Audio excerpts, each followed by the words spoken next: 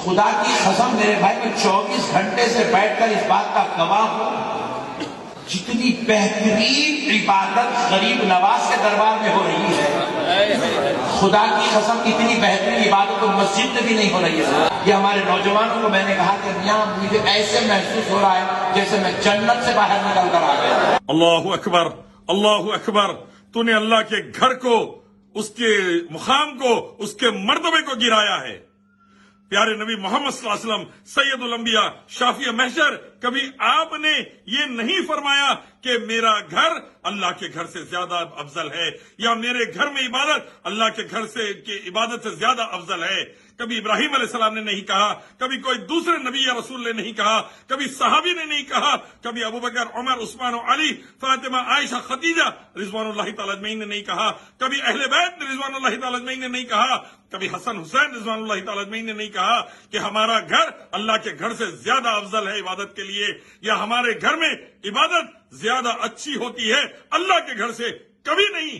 تو نے اللہ کے گھر کی عظمت کو گرایا ہے۔ احمد نقشبندی قادری نہیں، پادری ہے تو۔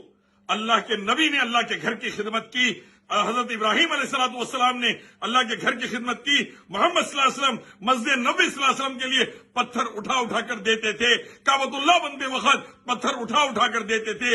ابراہیم اور اسماعیل علیہ السلام کعبۃ اللہ کو ہاتھوں سے بنا رہے ہیں، اور ایسے جلیل القدر انبیاء اللہ کے گھر کی خدمت کر رہے ہیں۔ اللہ فرماتے ہیں ابراہیم اور اسماعیل علیہ السلام سے، میرے گھر کو حج کرنے والوں کے لیے، رکوع سجود کرنے والوں کے لیے، طواف کرنے والوں کے لیے صاف ستھرا رکھو۔ وہ گھر کی اللہ کی صفائی کر رہے ہیں، اور تو کہہ رہا ہے مسجد سے زیادہ عبادت میں مزہ فلانے کے دربار میں آ رہا ہے۔ کس کا دربار اللہ کے دربار سے بڑا ہو سکتا ہے؟ کس کا دربار؟ کسی کا نہیں۔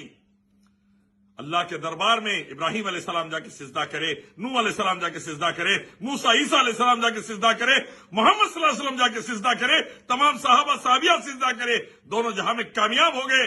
اور تو اللہ کے گھر کے بارے میں کہہ رہا ہے کہ تجھے وہاں مزہ نہیں آ رہا ہوتا نہ عبادت میں، بلکہ کسی غریب نواز کے پاس مزہ آ رہا ہے تجھے۔ اللہ، تیرے شرک نے تجھے کہاں پہنچا دیا؟ اللہ کے ساتھ شرک کرتے کرتے تو کہاں پہنچ گیا، اور کہاں امت کو لے کے جا رہا ہے؟ ابھی بھی سمجھ جا، بدترین گناہوں میں سے ایک گناہ کر رہا ہے، بدترین گناہوں میں سے ایک گناہ کر رہا ہے۔ ڈر اللہ سے۔ اور اللہ رب العزت نے قرآن مجید میں اور احادیث میں نبی محمد صلی اللہ علیہ وسلم نے سب سے افضل زمین پر اللہ کے گھر مسجد کو کہا ہے، اور اس میں بھی کائنات بنتے ہی سب سے پہلے اللہ نے کعبۃ اللہ کو سب سے افضل قرار دیا۔ اور تو کہہ رہا ہے کہ اللہ کے گھر میں نماز کا، عبادتوں کا مزہ نہیں آ رہا اتنا جتنا غیروں کے دربار میں آ رہا۔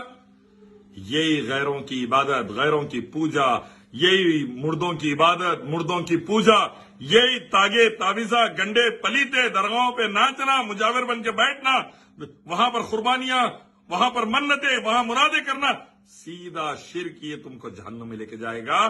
ڈرو اللہ سے۔ پیارے نبی صلی اللہ علیہ وسلم کی خبر مبارک ہے، روزے مبارک ہے، لیکن کوئی وہاں پر عبادت نہیں، کوئی وہاں پر سجدے رکوع نہیں، کوئی وہاں پر تاگے تعویذہ گنڈے پلیتے نہیں، کوئی وہاں پر سجدے منت مرادے نہیں۔ یہ سب اللہ رب العزت نے منع فرمایا، نبی نے منع فرمایا۔ سب اللہ کی مسجد میں آ کر نمازیں پڑھتے تھے، اور تم مسجد کو چھوڑ کر دوسروں کے دربار کو بلا رہا۔ اسی لیے امت مسلمہ ذلیل ہو رہی ہے، ہر ایک سے جوتے کھا رہے ہیں، عیسائی یہودی مار رہے ہیں، کمیونسٹ اور دہریے مار رہے ہیں، بدھسٹ مار رہے ہیں، ہمارے قوم پاس کی غیر قوم جوتے مار رہی ہے۔ ڈرو اللہ سے، ایک اللہ کی عبادت اور آخری نبی محمد صلی اللہ علیہ وسلم کی اطاعت پر آؤ، کامیاب رہو گے۔ شرک و بدعت سے توبہ کرو۔ کیوں مانگتا ہے تو غیروں کے دربار سے؟ کیا نہیں ملتا ہے تیرے پروردگار سے؟ سوچ۔